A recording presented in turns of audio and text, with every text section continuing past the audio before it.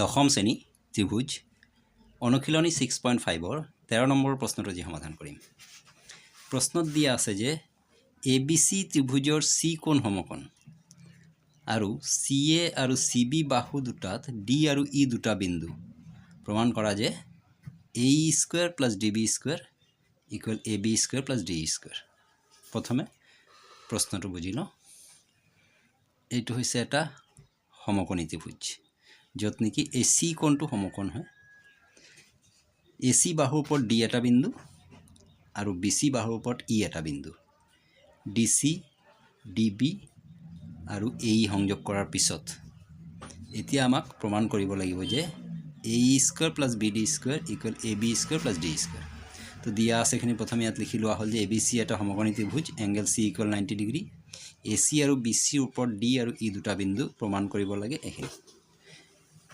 এতিয়া যি প্ৰমাণ কৰিব লাগে সেইটো আমি এনেকৈ কৰিব লাগিব। যেহেতু স্কয়াৰত দিয়া আছে তাৰ মানে ইয়াত আমি পাইথাগোৰাছৰ সূত্ৰ ইউজ কৰিব লাগিব। তো প্ৰতিটো বস্তুৰ কাৰণে আমি বেলেগ বেলেগ উলিয়াব লাগিব। যেনেকৈ এই পৰা আমি কোনটো সমকোণী ত্ৰিভুজ পাওঁ সেই সমকোণী ত্ৰিভুজটোলৈ কাম কৰিব লাগিব। এইটো AEC, তেন্তে ইয়াত আমি এনেকৈ লিখি লওঁ AEC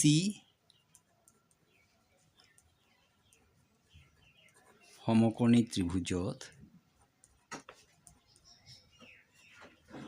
AEC সমকোণী ত্ৰিভুজত AE স্কয়াৰ ইকুৱেল, এতিয়া চাব লাগিব এইটো কি হয়। ইয়াত 90 ডিগ্ৰী আছে, 90 ডিগ্ৰীৰ বিপৰীত কোণ এই, তাৰমানে এইটো অতিভুজ হয়। অতিভুজৰ সূত্ৰটো কি হ'ব, প্লাছত যাবগে, AC square plus CE square. AE square equal AC square plus CE square.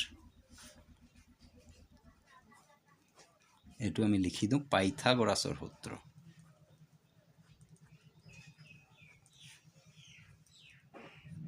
এক নম্বৰ।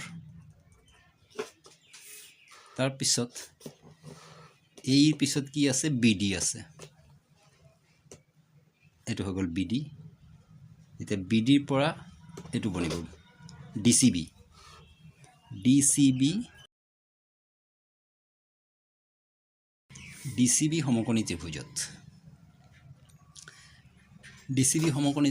আকৌ DC উলিয়াব লাগে, BD উলিয়াব লাগে। তো BD আকৌ এইটো সমকোণৰ বিপৰীতত আছে, মানে এইটো আকৌ এটা হৈ গ'ল অতিভুজ। তেন্তে প্লাছ সূত্ৰটো আকৌ প্লাছতে পৰিব যে BD square equal DC square plus BC square. এইটো একে পাইথাগোৰাছৰ সূত্ৰ।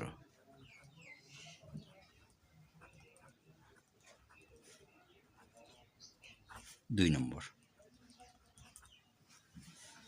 এই BD হৈ গ'ল। এতিয়া AB যাব লাগিব যে AB যদি আমি লওঁ তেতিয়াহ'লে ABৰ কাৰণে এই ত্ৰিভুজটো বনিব, এই সমকোণী ত্ৰিভুজটো। আৰু Cত 90 ডিগ্ৰী আছে, সমকোণৰ বিপৰীতত AB, তাৰমানে আকৌ এইটো এটা অতিভুজ হ'ব। তেতিয়াহ'লে ABC সমকোণী ত্ৰিভুজত AB square equal AC square plus BC square. পাইথাগোৰাছৰ সূত্ৰ এইটো হৈ গ'ল 3 নম্বৰ। এতিয়া কি থাকিলে, ABD AB হৈ গ'ল। এতিয়া DE ল'লে মানে এই ত্ৰিভুজটো হ'ব, DEৰ পৰা এই সৰু ত্ৰিভুজটো হ'ব। ইয়াতো এইটো অতিভুজে হয়, তেন্তে DCE ত্ৰিভুজ। DCE সমকোণী ত্ৰিভুজত DE square equal DC square plus CE square. পাইথাগোৰাছৰ সূত্ৰ এইটো 4 নম্বৰ হৈ গ'ল। এতিয়া 1 নম্বৰ প্লাস 2 নম্বৰ। 1 নম্বৰ সমীকৰণ আৰু 2 নম্বৰ সমীকৰণ আমি যদি প্লাস কৰোঁ তেন্তে কি পাম যে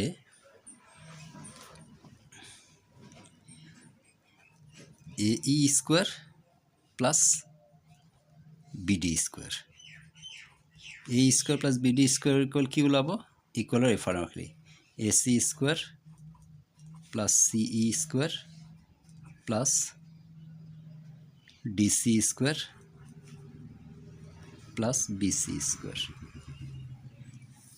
A square plus BD square equal এইটো পালোঁ এইটো 5 নম্বৰত লিখি থৈ দিওঁ 1 আৰু 2 যোগ কৰিলোঁ এতিয়া 3 আৰু 4 যোগ কৰিব লাগে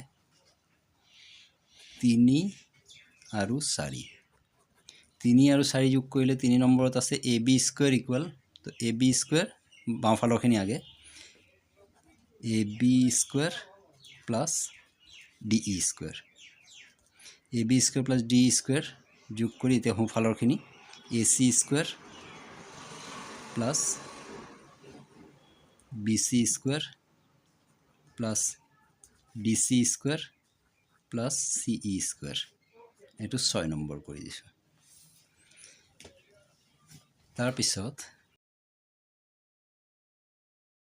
5 আৰু 6 পৰা পাওঁ এতিয়া 5 আৰু 6 এই দুটা সমীকৰণৰ পৰা আমি কি পাওঁ প্ৰথম সমীকৰণত দেখিলোঁ যে AE square plus BD square equal AC square CE square DC square BC square আকৌ দ্বিতীয় সমীকৰণত AB square plus DE square equal AC square BC square DC square CE square তাৰ মানে এই দুটা সমীকৰণ যোগ কৰি যিখিনি আহিলে এই দুটা সমীকৰণ যোগ কৰি একেখিনি আহিলে AC স্কোয়াৰ তাৰ পিছত DC square CE square BC square গোটেইখিনি একে আহিলে তাৰ মানে এই দুটা যোগ কৰিলে আৰু এই দুটা যোগ কৰিলে একে উত্তৰ ওলায় তেন্তে 5 আৰু 6 সমীকৰণৰ পৰা আমি কি পাওঁ যে AE square plus BD square equal AB square plus DE square তো এইটোৱে আমাক ইয়াত প্ৰমাণ কৰিব দিয়া হৈছিল